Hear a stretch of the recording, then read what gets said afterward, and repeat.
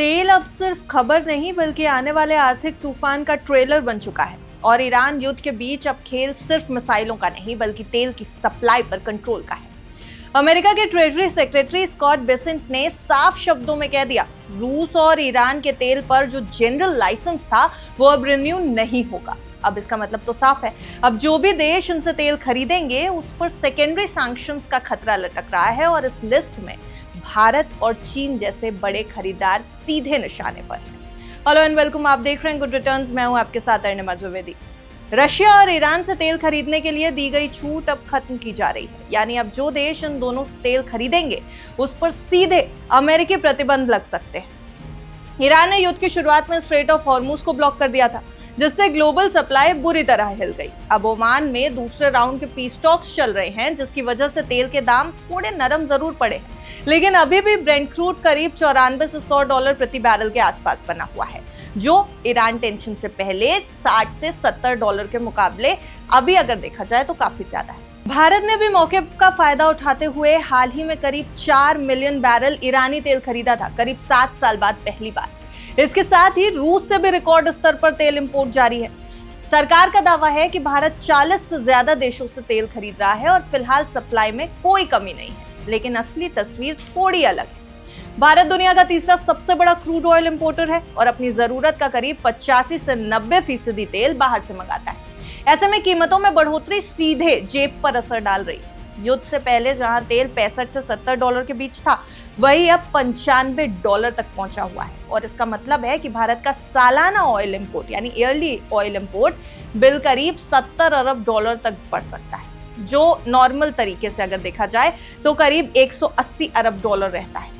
अब सिर्फ मार्च महीने में ही करीब $2 अरब का एक्स्ट्रा बोझ पड़ने का अनुमान बताया जा रहा है और असर यहीं नहीं रुक रहा है। हर $10 प्रति बैरल की बढ़ोतरी से महंगाई में करीब 0.2 से 0.25% तक का इजाफा हो सकता है। अगर कीमतें आम लोगों तक पास ऑन हो जाती हैं तो यहाँ पर महंगाई यानी इन्फ्लेशन का खतरा बढ़ जाता है।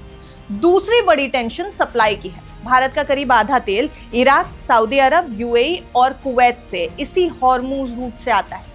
ऐसे में अगर ये पूरी तरह से रुकावट दे देता है तो लॉजिस्टिक कॉस्ट, इंश्योरेंस और फ्रेट चार्जेस सब कुछ महंगे हो जाएंगे।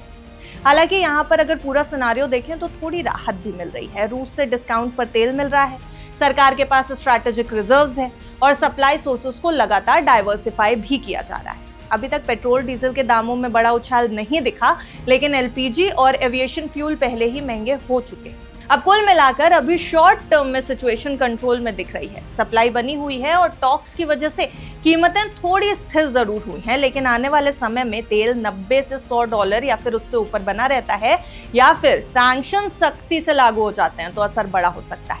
रुपए में दबाव आएगा, महंगाई बढ़ेगी और देश का करंट अकाउंट डेफिसिट भी फैल सकता है।